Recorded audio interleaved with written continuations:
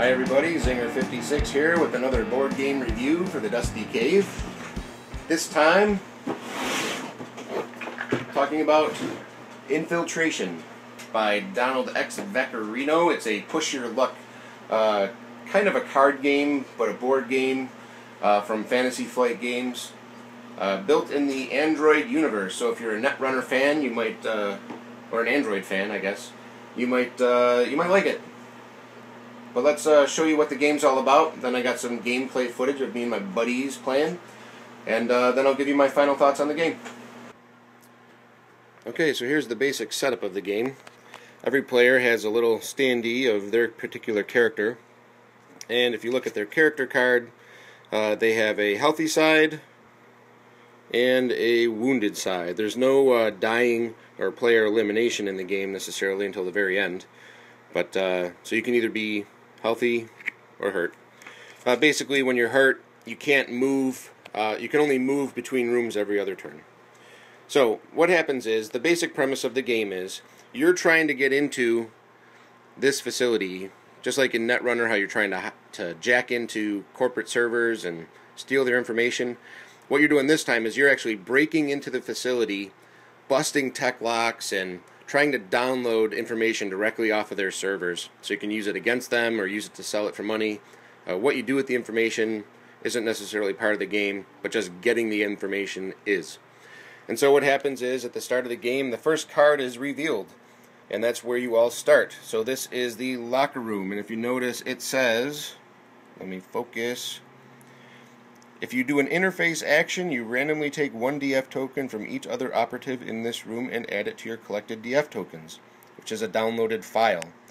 So in this particular room, there is no files to download, but you could advance into the next room and you see that there are 5 there. And it says, increase the alarm dial by 1. So every time you reveal a card, you follow whatever actions it takes. So basically what you're doing is you have 4 action cards. You have download, retreat, advance, and interface. Each one of those does something specifically in the room that you are in. If you do not want to play an action card, you can play an item card. And those item cards do things like break tech locks, get rid of NPC characters, maybe allow you to take 2 actions at once, or maybe do something to hinder other players. Kinda gives you a little bit more options. But you only start off with 4 of those cards, and most of the time they get discarded after you use them. The action cards themselves actually go back into your hand after every turn. So what happens is every player decides what they're going to play that turn and plays their card face down. Then going from the start player, you start executing your actions. So on my turn, if I happen to play the advance card, basically what happens is my piece would just advance 1 room. If I played an advance again in another turn, the next card would get revealed, I would advance into it, and then we would follow any reveal text or anything that it says. It noticed that it shows 2 download tokens go on there and an interface token. So now that room can be interacted with. So on my next turn, if I chose to play a download card, and I was the first one to choose it, I would get to download these 2 tokens. And you can see the values are a 1 and a 3. Now I know some people have a problem with the fact that the download tokens are all different values. But I do kind of like the game fluff that goes along with that. Basically saying that, you know, you're just stealing information. Some information is worth more than others. So there's a little bit of a random element. You could have the most download tokens, get out of the facility, and someone else can beat you because they had all 3s. But that doesn't happen too often, or really not at all. And so what happens is you're constantly going up the floors or up the rooms, and then once you get to the second floor, the rooms start to have more DF tokens available. And there's also a secret room in the middle, which you don't always get to because you need the connecting rooms on the first and second floor to get there.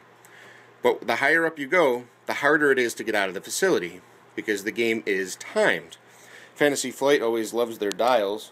So what happens is at the end of every turn, you have an alarm dial. Now there's a die. Whoops, I just dropped it. You know what? Watch this. Woo, dice came. Okay, so at the end of every turn, you have the alarm dial and the proximity dials.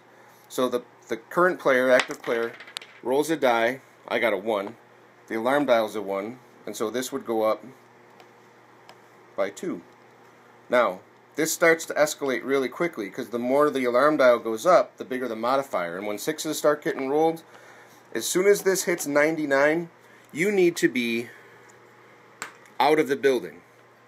If you're stuck in the building when that dial hits 99, it's game over. So there's been times when only one person's got out and they barely had any information downloaded, but they won the game because they were the ones getting out. So it's a very huge push your luck mechanic. The game does get really tense and really fun, especially when you start interacting with other players and stealing their files or throwing like ball bearings on the floor to make them trip up so they can't get out.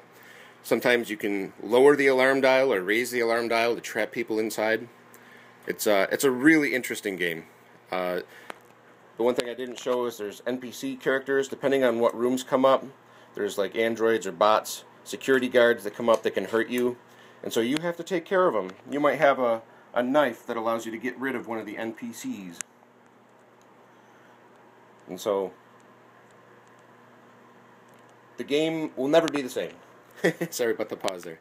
The game will never be the same because based on the randomization on what order the rooms come up, the first floor or the second floor rooms, there's a lot of extra rooms in the box, as you can see here, that I did not use.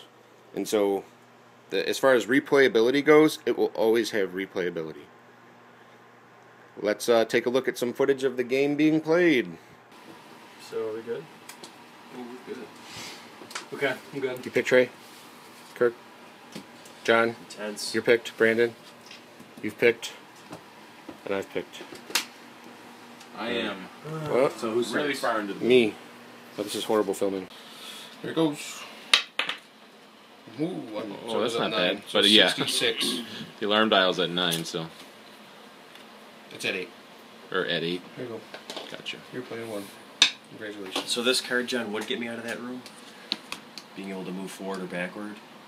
Wait, I mean, on the... Yeah. Okay. Moving I didn't know if backwards I would had be a to do- retreat. Okay.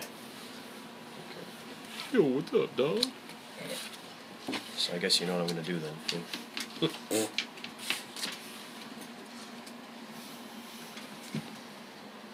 That was a pretty quick game too. Yeah, it was pretty intense. 3 hours. So, Glad I made it out. official thoughts? Good game. Another way to get prototype. Fast mechanics. Nice. Pretty It was farther up, but Tense? I would never got there and back. So what's that? Tense? Tense at the end. Sick, Yeah. though, if I got in 20. Definitely. The intensity escalates, which is really nice. So it's calm and cool at the beginning, and then everybody gets on edge at the end. Yeah. Cool. It was fun. A good game. It was definitely a good game. One turn and I would have got out. Dang it. You definitely have to. If you had only rolled a 2. I know. There was another way to get a prototype. I could have got 2. Oh, really? 2 prototypes. That would have been sweet. Cool. But I would never got out of the building. Huh. Yeah, that was fun. Yeah. I like it. I like it. Easy game to learn too. Yeah. It's not hard. So my final thoughts on Infiltration are 2 thumbs up. I have one problem that I have with the game is when you're playing 2-player. It says in the rule book you're supposed to control 2 of the characters each, so it will emulate a 4-player game. I don't like that. I think when you have a 2-player game, it should be for 2 players. That's my only gripe with the game. Other than that, as far as replayability goes, the replayability is fantastic because it will never be the same game twice. There is just the right amount of tension in the game because of the push your luck mechanic. You know, you feel that greed, but you also want to get out, and once the alarm dial starts getting closer and closer to 99, you're trying to plan your exit strategy, maybe trying to screw over some of the other players to keep them in the building so you get out. It's really fun. It's really fun. I highly recommend it. Infiltration by Fantasy Flight Games.